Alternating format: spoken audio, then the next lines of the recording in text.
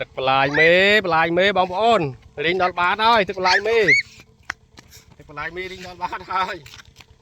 បន្លាយមេរីងដល់បាតហើយនេះបងប្អូននេះបាទដល់ខាងមកចោះរីងឲ្យហើយនេះមិនសិនបូមតអស់លីងហើយបាទកម្លាំងគាត់ធ្លាក់ទៅវិញ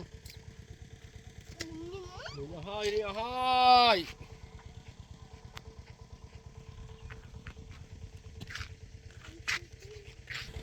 ឡាយមេ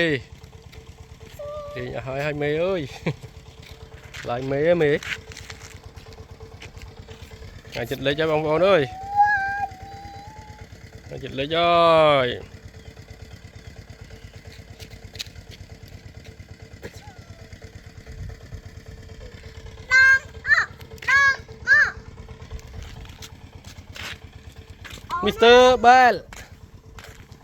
Mr. Bell AC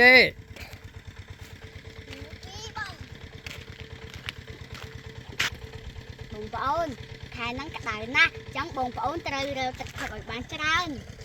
ដើម្បីសុខភាពល្អរាងកាយមាំមួនបងប្អូនធ្វើអីហ្នឹងបងប្អូនតែបើបងប្អូនខាងនេះវិញគាត់យកទឹកចាក់ចូលរីងឲ្យហើយបងប្អូនដល់បាតហើយបងប្អូនមិនឃើញទេបងប្អូនមិនឃើញទេបងប្អូនរីងដល់បាតហើយបងប្អូនឯងខោតឲ្យប្រយ័ត្នផងបងប្អូនឯងប្រយ័ត្នជ្រុះទូរស័ព្ទណាបងប្